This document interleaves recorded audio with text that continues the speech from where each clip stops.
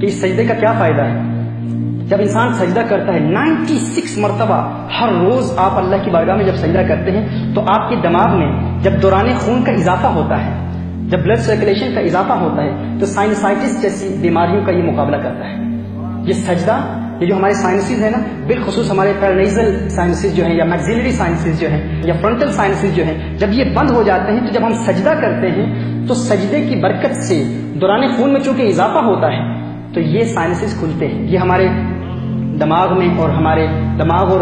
جبڑوں کے اوپر کی ہڈیاں ہیں جن میں رطوبت جب جمع ہو جاتی ہے، اگر جم جاتی ہے تو اس سے ہمارے سائنسز بند ہو جاتے ہیں، اور یہ ایک نیچرل ٹریٹمنٹ ہے،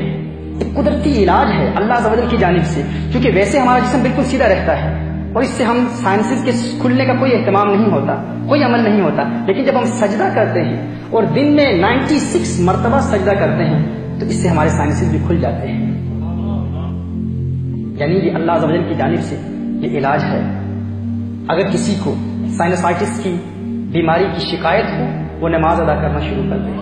اللہ کی بارگاہ میں سجدے کرے اور ساتھ آپ صلی اللہ علیہ وآلہ وسلم کی سنت کے مطابق سجدے کرے۔ اب غور کریں کہ یہ ڈاکٹرز ہیں آپ کو جو دوا دیتے ہیں ناک کے بند نزلے کے علاج کے لیے، تو وہ کیا کہتے ہیں، کس ترتیب سے کہتے ہیں کہ کیسے دوا ڈالنی ہے؟ وہ کہتے ہیں اپنے سر کو جھکا کر۔ کیوں؟ کیونکہ سر کو جھکانے سے دوران خون کا اضافہ ہوتا ہے، بلڈ سرکولیشن کا اضافہ ہوتا ہے، جس سے سائنسز کھل جاتے ہیں۔ تو دیکھیے فائبروسائٹس کا علاج اور سائنسائٹس کا علاج اسی سجدے میں ہے۔ وہ ایک سجدہ جس کو تو گراں سمجھتا ہے، ہاں وہ ایک سجدہ جس کو تو گراں سمجھتا ہے، 1000 سجدوں سے دیتا ہے آدمی کو نجات۔ در در در دیے در در نال در بن جا کک دردا، چول کتا کیوں خویندہ ہے در بن وقتاں وردہ۔ در در کی ٹھوکریں کھانے سے اللہ کی بارگاہ میں سجدہ کرو بس۔ یہ سجدہ، یہ عبادت، یہ نماز ہر بیماری کا علاج ہے۔ ہمارے جسم میں ہمارے یہ پھیپھڑے ہیں، ہمارے لنگس ہیں، دن میں ان کا فقط 2/3 حصہ، زندگی بھر میں لنگس کا فقط 2/3 حصہ ہے، 2/3 حصہ ہے جن میں ہوا ایئر آتی ہے اور جاتی ہے،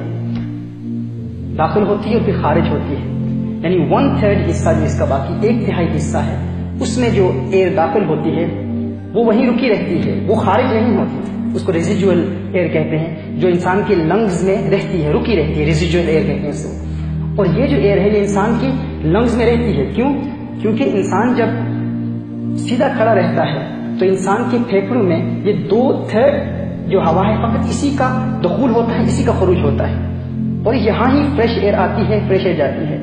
لیکن وہ جو ریزیڈول ایئر ہے اس کے خروج کا کیا اہتمام ہے؟ وہ سجدے میں ہے۔ یہ جو سجدہ ہم کرتے ہیں اس سے ہمارے ابڈومینل وسرا پر پریشر پڑتا ہے،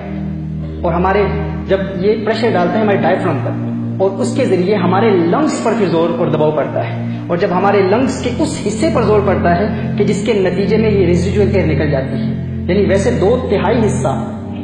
پھیپھڑوں سے ہوا کا خروج ہوتا ہے، لیکن جب ہم سجدہ کرتے ہیں اور دن میں 96 مرتبہ سجدہ کرتے ہیں، 96 مرتبہ ہم سجدہ کرتے ہیں، تو اس سجدے کی برکت کیا ہے کہ وہ ریزیڈول ایئر بھی نکل جاتی ہے،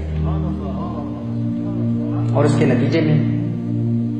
تازہ ہوا ہمارے لنگز میں آتی ہے اور وہ خارج ہوتی ہے۔ پھر کیا ہوتا ہے کہ انسان لنگز کی بیماریوں کے بہت کم، لنگ ڈیزیز کے بہت کم چانسز ہوتے ہیں، یہ بھی سجدے کی برکت ہے، اور پھیپھڑوں میں بھی قوت پیدا ہوتی ہے۔